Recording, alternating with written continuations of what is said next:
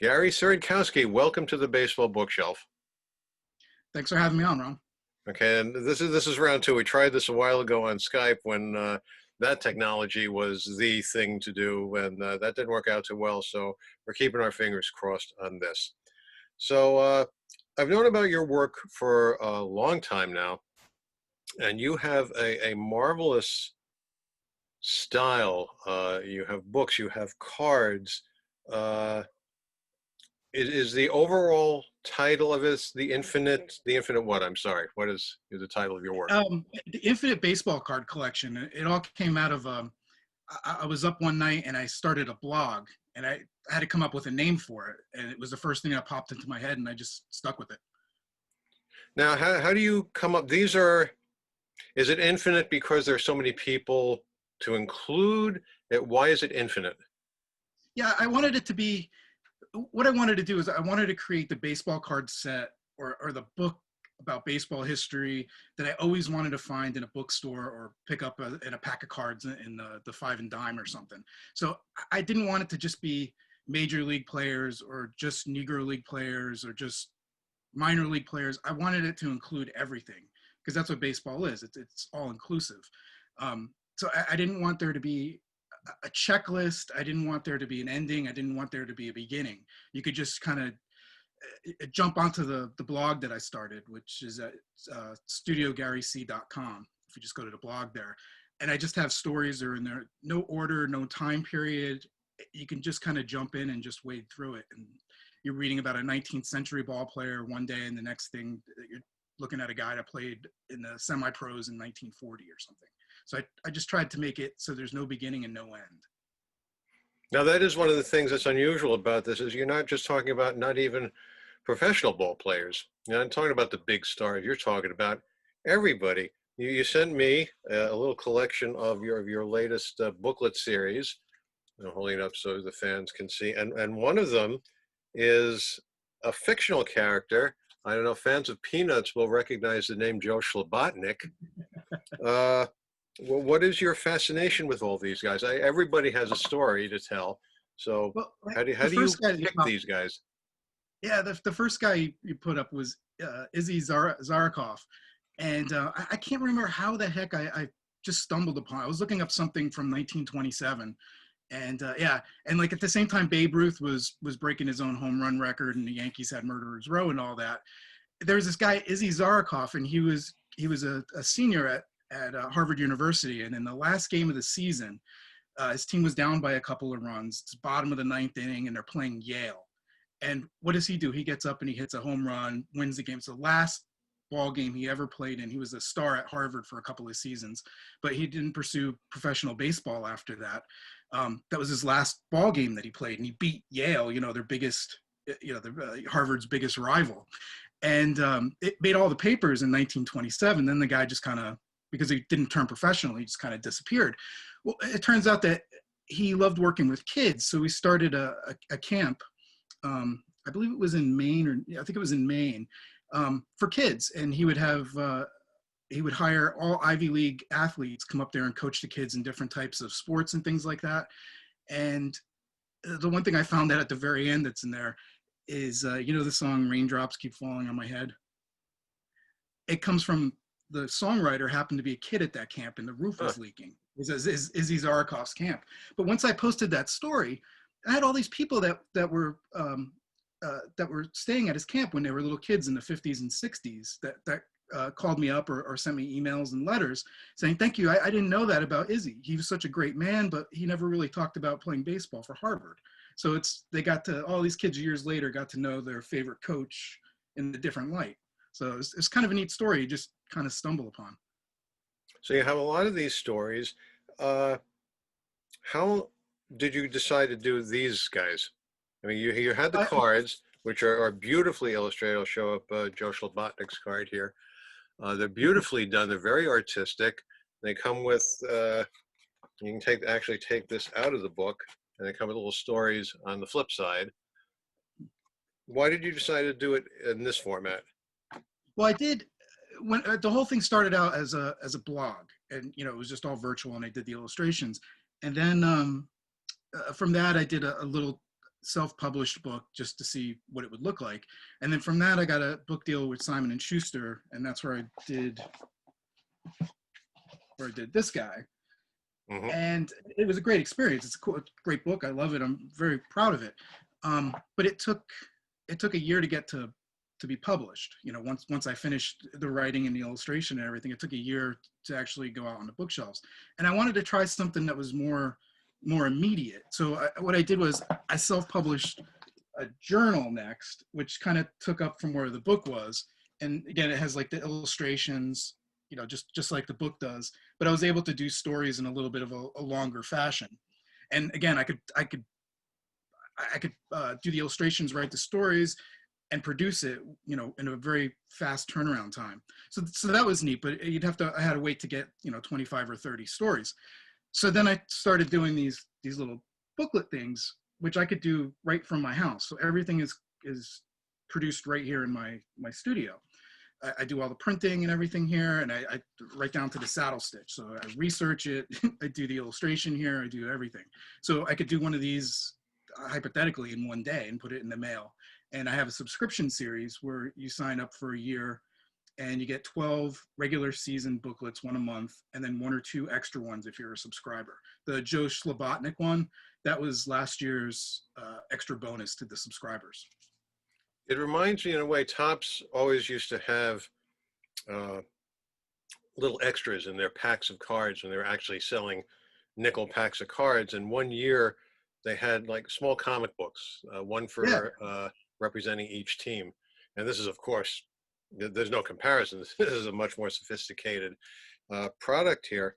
But I just want to emphasize, in addition to doing the artwork, you do your own writing as well.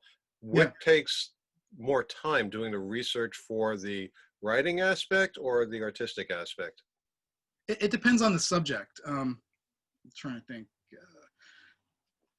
I got a stack of them here. Like I did a story on Walt Momquist. You know, who the heck is Walt Momquist? Well, he's in 1913. He was credited with having the highest professional batting average of all time. It was 477. Well, it turns out it was a misprint, but it kind of went down in history as him being the, you know, the highest batting average of all time. It's since been debunked, but I never saw like what he actually hit. So I went back and I found, I think I was missing one box score from that season. He played for a little tiny team in I think Iowa or something like that. So I went back and I found all the box scores and I tallied all the stuff up and came out with what his real batting average was. So something like that took an awful lot of time, very time consuming to print everything out and just to locate the batting, the what do you call it, the statistics and stuff like that, the box scores, because I would have to go to find all the little towns that the league consisted of and get box scores from them and compare it against other ones. And so it was very time consuming, but it was a lot of fun because it's kind of like being an archaeologist. You're kind of like trying to dig up, you know, something that happened. You know it happened, but you don't know how to get there yet. So that was very time consuming, but like I said, it was a lot of fun. So that took a long time. And then plus there wasn't that much material on Walt Momquist that you can find, just that he's credited with having the highest batting average, which isn't true. So I tried to find out a little bit about his background, where he was from and what he did afterwards. So that took a while to track all that stuff down. And then the illustration for this, I don't know if you can see it. There's only one or two blurry pictures of Walt Momquist from like Spalding guides from 1911.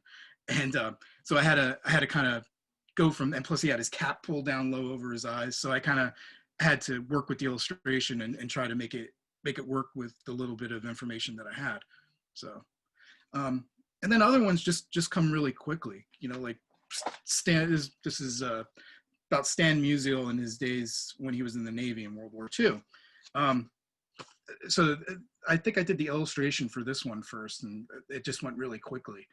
And then the writing the book took a little bit longer, and finding the reference material was a little tougher. But because it was in the 1940s, newspapers are easier to find now. So this one went relatively fast. It probably took me about 3 or 4 days to get the whole thing assembled.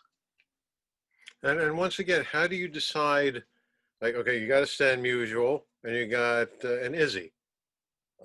more people are familiar with, obviously, with a Stan Musial than with an Izzy. Is it your mission to bring publicity to these guys who are very little heralded? Yeah, I guess you could say that. It's just, to me, the players that aren't as well known, or even the star players, I like taking some aspect of their life that you didn't really know. You know, like Stan Musial, he's known as an outfielder and first baseman now. Well, he learned how to play first base when he was in the Navy because the lieutenant that was in charge of his Navy team said, "You're playing first base now." Aye, aye, sir. So that's how he became a first baseman. But you know, it was really great later on in his career because he was able to transition between those two positions. And if he wasn't in the Navy during World War II, he probably wouldn't have been a first baseman until much later in his career. Um, so that's like a small story that most people that know Stan Musial don't really know about. So I like those kind of stories. And then, you know, just like, again, take a guy like Wing Maddox. He was a one-armed player in the Negro Leagues in the 1920s, and nobody really knows about this guy. I learned about him when I was on my book tour, and I was in Knoxville, and a couple of the Sabre guys were down there, and they're like, "Oh, you heard about this guy that played in Knoxville in the 20s?" And so they told me about him, and I did the research on that. Um, so I don't know if it's a mission. I just like finding the interesting stories and doing a little bit of research on it and trying to find something that not necessarily is undiscovered, but just hasn't been brought to the forefront in a long time. What's it like being an artist at this moment in time? Is it, I hate to get in monetary terms, is it more lucrative because people have more leisure time on their hands and they want to see things like this? Is it more difficult? You say you have the ability to do everything at your own studio, which is marvelous. A lot of people don't have that Yeah. ability, and there are businesses that have closed down or reduced greatly their output because of the situation. I know that a lot of publishing houses are not sending out physical books because they literally cannot get them published to send out as review copies, so they're Yeah. sending out as PDFs or in other formats. So what's it like for an artist like yourself? Um, well, I guess I was lucky because I found out that a lot more people read now. So, um, you know, they have more time on their hands when everything was shut down. Um, so I sold a lot of back copies of my books, and I got a lot more subscribers to the booklet series. I guess if a positive you can say comes out of it, I guess people were slowed down a little bit and are able to appreciate things that are kind of hand done or not mass produced, you know, that came out of a big publisher or something like that that you can find anywhere. You know, my stuff, I don't really advertise or anything. It's word of mouth, and you just kind of stumble onto it when you're, well, late at night and you're on the internet looking up Izzy Zarakov or something. You'll stumble on my site. Um, so people kind of find it that way. And I think because of the lockdown, people kind of got a little bit more insular, which just made them seek out things that they normally wouldn't have found because there was too many other things going on in their lives. So is it a positive? I guess maybe for me because more people discovered my work. But um, You say you don't have a checklist for your card set. Do you have your own internal checklist of the players that you still want to do? yeah, I have a couple of notebooks, and I go and uh, whenever a lot of the guys I find, I'm say I'm looking up something else, I just stumble on the next article that's below it in the newspaper or something like that, and it'll give me a seed, and I'll take my notebook out and write down, you know, what it was and why I was interested in it. And then I do have lists that I compile of guys that would like to do, well, guys and women too, throughout the season. Um, you know, some I don't have enough information on yet. Like there's a couple of players that it took me years and years and years to actually get enough information where I could sit down and write a good story. So I have tons of files in my file cabinets like that just aren't complete yet, and I have other ones that are just waiting to get done. Um, but it just kind of whatever hits me when I sit down to write or draw. Um, Sometimes it's a drawing that I do. Um, like with the Stan Musial thing, I think I did the drawing of him in the Navy first, and then went back and tried to find a story that I could find that would go with that. So it goes either way. I'm kind of very all over the place. I don't really have a set. Did you collect cards as a kid? Yeah, I did, but I didn't really like them that much. I really liked the older cards because I was a kid in the 70s and 80s, and that's when baseball cards first started taking off. And like you would see pictures of like the 52 tops Mickey Mantle and stuff like that, or the old Bauman cards, or the Gaudy cards from the 30s and the Diamond Stars. You know, and those were illustrated, and I just thought those looked so cool. Or the T206 tobacco cards. Um, so I would go to, I was from northern New Jersey, so I'd go to some of the card shows that they used to have back then, but I didn't have any money, so I couldn't afford to, to buy these beautiful old cards, but they always stuck in my head. And I think that's one of the things that made me an artist, because I always wanted these old baseball cards, so I couldn't afford them, so I just sat down and drew my own. It's funny because when I was a kid, I learned how to type by taking baseball cards and just retyping the information that was on the back of them. That's how I taught myself to type. How long have you been doing cards in this format? I mean, when I say this format, how long have you, when did you start doing these things? Was it as a Well, kid? Was that your first steps? Like comic book artists would, they've been obviously artists their whole lives. When did mhm. you start doing this without the idea of making money off it? Um, I guess ever since I was a little kid, I had different styles. I started off as a painter. I used to do a lot of work in colored pencil. I had a style that kind of made it look like oil painting. Um, the style that I use now for all my baseball illustrations, it came out of the blog that I started back in Christmas 2009.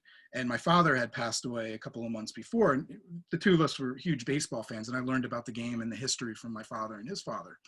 And I was living out in Hollywood, and none of my friends out there liked baseball. So when my father passed away, I didn't have anybody to talk about baseball history with. So it was around Christmas time, and I was missing them. And I it just kind of struck me to do a little baseball drawing.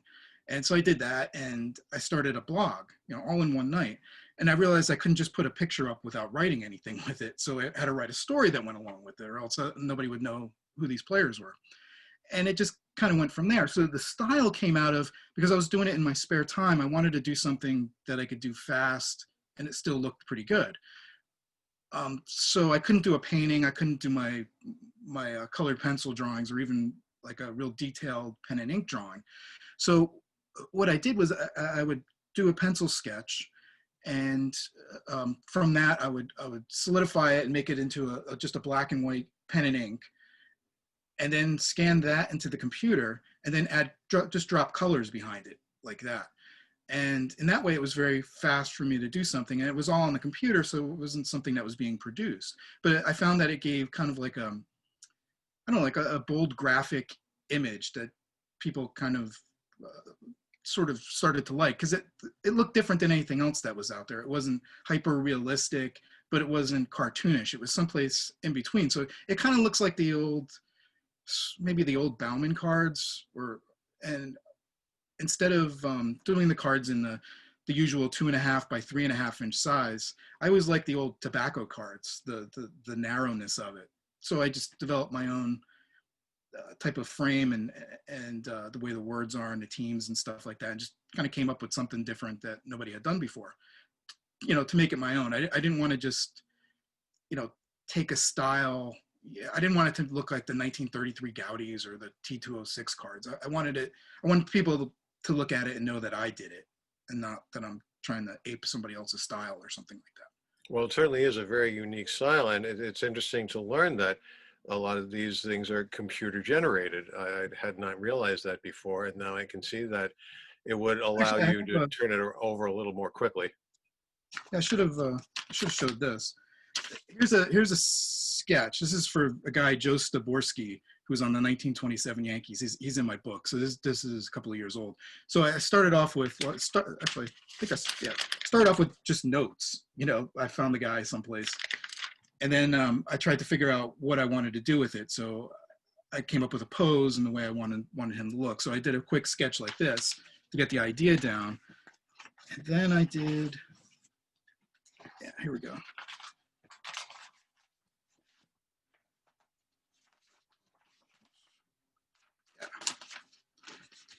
What I did was I would do the drawings. This is the actual pen and ink outline. I think Yeah, I think they're both the same. I think this is just a copy. But yeah, you could see it's just a very simple outline, and I did the same thing with the background. And then from there, I just kind of drop it into the computer, so it's kind of like a coloring book. But all the everything's done by hand first. I don't like things that are completely done on a computer. I like things to be touched by a human first before it's brought into a computer. So So it's just the style of work for me. tell us what is available on your website. Well, like I said, it starts off with the blog. So that's what I would tell people to go to first. If you just go to the website, I'm a graphic designer and illustrator in real life.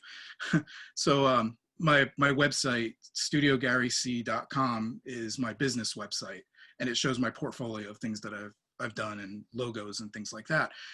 But if you go onto the blog section of it, that's my baseball blog, and it has all the stories that I've done over the years. So you could start off with that, and you could see if you're not familiar with it, you could see the type of illustration that I do, and the style, how I write, and the research that I do. And if you want to take it further, you can go into the store that I have, and I sell copies of, my book, the journal, um, these little guys that are available on their own, or if you want to subscribe, it's a little less expensive that way. I also have posters, all kinds of things. It's kind of a cornucopia of baseball stuff. And if I recall, you can actually request that you draw, like you could draw me as a baseball card. Oh, yeah, I do that very often. I have people have me do their business cards, kind of like as a baseball card, and then the back has their Cute. contact information. Or I've had wedding parties do it. All the groomsmen get their own card, things like that. Um, yeah, that's a fun little side thing. I didn't think anybody would really take me up on it, but people do. So it's kind of neat. What are your, that's Journal 21. Was that the only issue or is it an ongoing thing?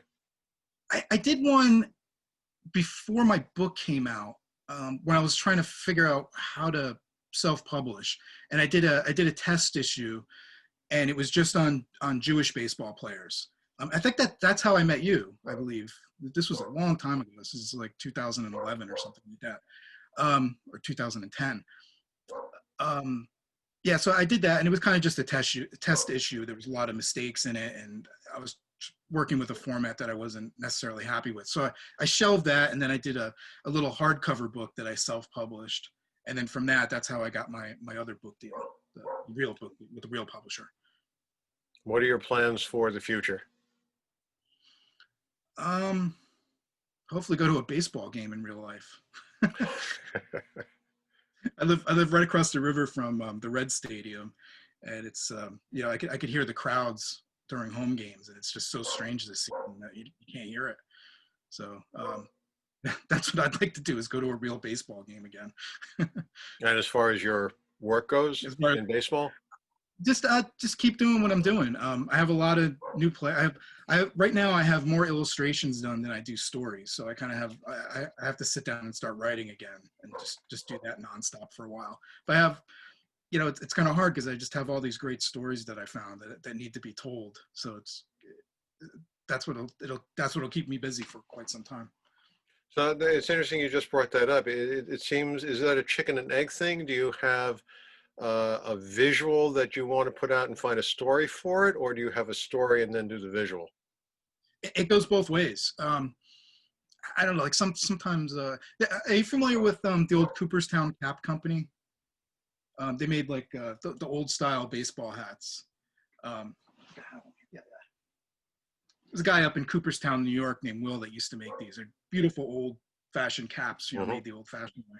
So sometimes I'll go through his catalog, back from the 90s, and I'll see a cool baseball hat. So I'm like, I'd like to draw that. Can I find the player that wore that hat? So sometimes it starts off as something silly as that, or other times, like I said, I'll just start reading about another player, and then I don't know, somebody else will just pop up, and I'll be like, I gotta switch over to that player.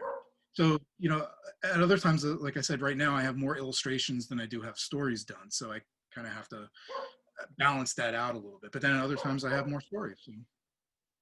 Well, Gary, it's a fascinating look at the process of turning out these infinite baseball cards. I want to thank you very much for taking the time to talk with us today. I encourage our viewers and listeners to visit your site and patronize your site. Thank you very much, Gary. Thank you.